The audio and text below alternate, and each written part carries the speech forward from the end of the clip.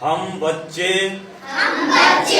कक्षा 6 शपथ लेता हूँ लेती हूँ कि फसल कटाई के बाद उसके अवशेषों को खेतों में न जलाने के लिए अपने परिवारजनों एवं सगे संबंधियों को प्रेरित करूंगी फसल अवशेष को खेतों में जलाने से होने वाले नुकसान के बारे में बताऊंगी तथा फसल अवशेष प्रबंधन करने के लिए उन्हें प्रेरित करूंगी।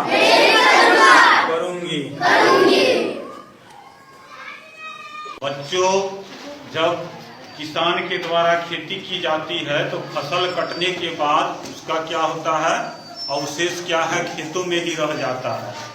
अगर हम लोग उसे जला दे या किसान जला दे तो उससे क्या होता है, वायु प्रदूषण होता है।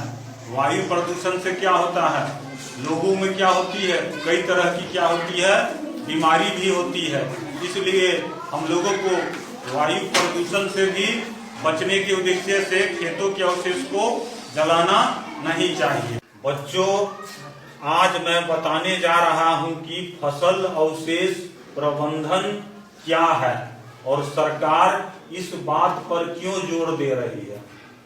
वर्षों से एक परंपरा चली आ रही है, जब किसान अपने खेतों में धान की खेती करते हैं, गेहूं की खेती करते हैं, गन्ना की खेती करते हैं, तो जब फसल पक कर तैयार हो जाता है तो उसको काटने के बाद क्या होता है, खेतों में छोटा छोटा क्या रहता है, जड़ बचा हुआ रहता है।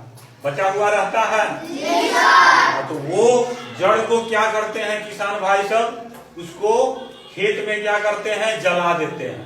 जला देने से खेत की जो उर्वरा शक्ति होती है, उपजाऊ शक्ति होती है, वो खत्म हो जाती है। कारण खेतों में छोटे छोटे जीवाणु होते हैं जो कि क्या है, मिट्टी की उर्वरा शक्ति बनाए रखती है।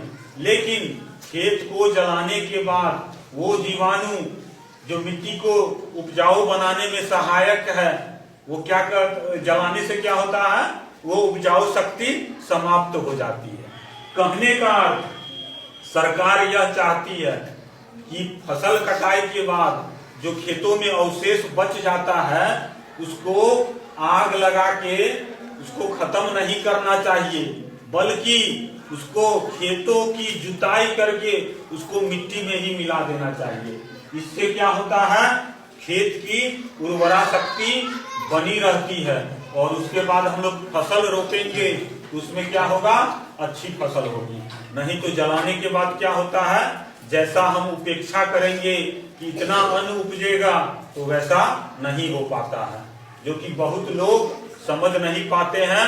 और ये पुरानी परंपरा है कि फसल कटने के बाद खेतों में आग लगा देते हैं, जो कि वैसा कभी नहीं करना चाहिए।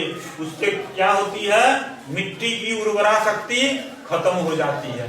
कैसे खत्म होती है, क्योंकि जो जीवाणु होता है जो कि ज्यादा फसल उपजाने में सहायक है, वो सब क्या होता है, आग के साथ ही जल जाता है। आग के साथ ही क्या होता है, इसलिए हमारे घर में जो भी खेती करते हैं या पड़ोस में करते हैं, हमें उन लोगों को बताना चाहिए, कि ऐसा नहीं करे। ये हम अपने मन से नहीं कह रहे हैं, ये सरकार का आदेश है। कृषि विभाग के द्वारा शोध किया गया और उस पर से जो आदेश आया है सो कहा गया है। इन विचारों पर हम लोगों को क्या करना है, अमल करना है और दूसरों को क्या करना है, बताना है, जागरूक करना है। ओके।